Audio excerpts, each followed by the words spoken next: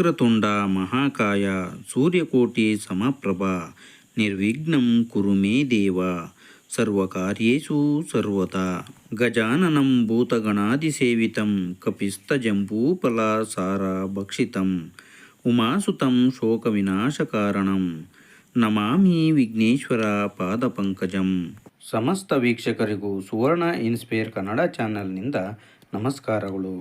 ವೀಕ್ಷಕರೇ, ನೀವು ಇದೇ ಮೊದಲ ಬಾರಿಗೆ ನಮ್ಮ ಚಾನಲನ್ನು ನೋಡ್ತಾ ಇದ್ದರೆ ಸಬ್ಸ್ಕ್ರೈಬ್ ಮಾಡಿ, ಗಂಟೆ ಬಟನ್ ಒತ್ತಿ ಆಲ್ ಅಂತ ಸೆಲೆಕ್ಟ್ ಮಾಡಿ.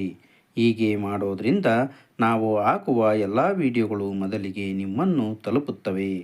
ಬನ್ನಿ ವೀಕ್ಷಕರೇ, ಇಂದಿನ ವಿಡಿಯೋ ಶುರು ಮಾಡೋಣ. ವೀಕ್ಷಕರೇ, ಇನ್ನು 72 ಗಂಟೆಗಳಲ್ಲಿ ನವಪಂಚಮ ರಾಜಯೋಗ ರೂಪುಗೊಳ್ಳಲಿದೆ. ಮಾರ್ಚ್ ತಿಂಗಳಲ್ಲಿ ಈ 3 ರಾಶಿಗೆ ಅದೃಷ್ಟ ಕುಲಾಯಿಸಲಿದೆ. ವೈದಿಕ ಪಂಚಾಂಗದ ಪ್ರಕಾರ ಸೂರ್ಯ ಮತ್ತು ಗುರು ಮಾರ್ಚ್ 5ರಂದು ನವಪಂಚಮ ರಾಜಯೋಗವನ್ನು ರೂಪಿಸಲಿದ್ದಾರೆ. ಇದು ಈ 3 ರಾಶಿಯವರ ಮೇಲೆ ಸಕಾರಾತ್ಮಕ ಪರಿಣಾಮ ಬೀರಬಹುದು. ಈ ಸಮಯದಲ್ಲಿ ಗುರು ಮತ್ತು ಸೂರ್ಯನ ವಿಶೇಷ ಆಶೀರ್ವಾದ ಇವರ ಮೇಲೆ ಇರಬಹುದು. ಈ ಬಗ್ಗೆ ಸಂಪೂರ್ಣ ಮಾಹಿತಿಯನ್ನು ಈ ವಿಡಿಯೋದಲ್ಲಿ ನಾವು ತಿಳಿದುಕೊಳ್ಳೋಣ. ವೈದಿಕ ಜ್ಯೋತಿಷ್ಯದ ಪ್ರಕಾರ 2 ಪ್ರಭಾವಶಾಲಿ ಗ್ರಹಗಳು ವಿಶೇಷ ಕೋನೀಯ ಸಂಬಂಧವನ್ನು ರೂಪಿಸಿದಾಗ ಅದರ ಪ್ರಭಾವವು 12 ರಾಶಿಚಕ್ರ ಚಿಹ್ನೆಗಳ ಮೇಲೆ ವ್ಯಾಪಕವಾಗಿ ಪರಿಣಾಮ ಬೀರುತ್ತದೆ. ಮಾರ್ಚ್ 5ರಂದು ಗುರು ಮತ್ತು ಗ್ರಹಗಳ ರಾಜನಾದ ಸೂರ್ಯನ ನಡುವೆ ರೂಪುಗೊಳ್ಳುವ ನವಪಂಚಮ ರಾಜಯೋಗವು ಕೆಲವು ರಾಶಿಚಕ್ರ ಚಿಹ್ನೆಗಳಿಗೆ ಶುಭವನ್ನುಂಟು ಮಾಡಲಿದೆ. 5ನೇ ಮತ್ತು 9ನೇ ಮನೆಗಳಲ್ಲಿ 2 ಗ್ರಹಗಳು ಪರಸ್ಪರ ಸಂಬಂಧದಲ್ಲಿರುವಾಗ ನವಪಂಚಮ ಯೋಗವು ರೂಪುಗೊಳ್ಳುತ್ತದೆ. ಈ ಸಂಬಂಧವು ಅದೃಷ್ಟ, ಜ್ಞಾನ, ಸ್ಥಾನ, ಪ್ರತಿಷ್ಠೆ ಮತ್ತು ಪ್ರಗತಿಗೆ ಸಂಬಂಧಿಸಿದೆ ಎಂದು ಪರಿಗಣಿಸಲಾಗಿದೆ.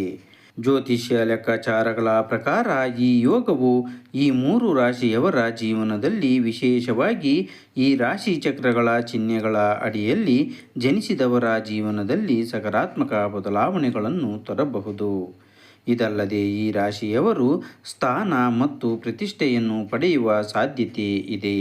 ಹಾಗಾದರೆ ಯಾವ 3 ರಾಶಿಯವರು ಸ್ಥಾನಮಾನ ಮತ್ತು ಪ್ರತಿಷ್ಠೆಯನ್ನು ಪಡೆಯಲಿದ್ದಾರೆ ಎನ್ನುವುದರ ಬಗ್ಗೆ ಸಂಪೂರ್ಣ ಮಾಹಿತಿಯನ್ನು ತಿಳಿಯಲು ಈ ವಿಡಿಯೋವನ್ನು ತಪ್ಪದೇ ಕೊನೆಯವರೆಗೂ ವೀಕ್ಷಿಸಿ. ಮೊದಲನೇ ರಾಶಿ ಮಿಥುನ ರಾಶಿ.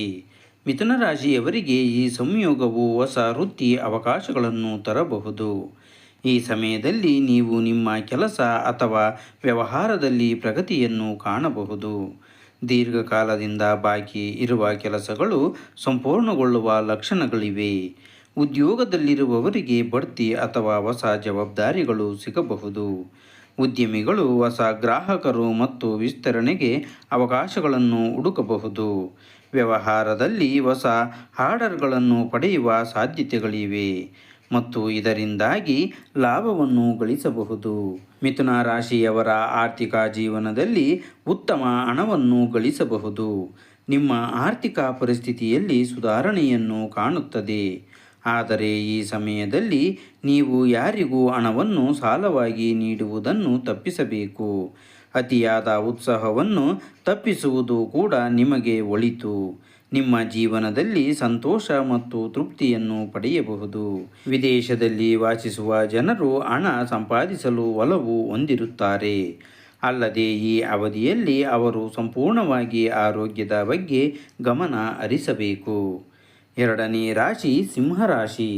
ಸಿಂಹರಾಶಿಯವರಿಗೆ ಈ ಸಮಯವು ಹೆಚ್ಚಿದ ಆತ್ಮವಿಶ್ವಾಸ ಮತ್ತು ನಾಯಕತ್ವದ ಸಾಮರ್ಥ್ಯಗಳನ್ನು ಸೂಚಿಸುತ್ತದೆ. ಸರ್ಕಾರಿ ಕೆಲಸದಲ್ಲಿ ಯಶಸ್ಸು ಸಾಧ್ಯ. ಸ್ಪರ್ಧಾತ್ಮಕ ಪರೀಕ್ಷೆಗಳಿಗೆ ತಯಾರಿ ನಡೆಸುವವರು ಸಕಾರಾತ್ಮಕ ಫಲಿತಾಂಶಗಳನ್ನು ನೋಡಬಹುದು. ಉತ್ತಮ ಅಂಶಗಳನ್ನು ಪಡೆಯುವ ಸೂಚನೆ ಇದೆ. ಈ ಸಮಯದಲ್ಲಿ ಹೂಡಿಕೆಗಳಿಂದ ಲಾಭ ಪಡೆಯುವ ಸಾಧ್ಯತೆಯೂ ಇದೆ.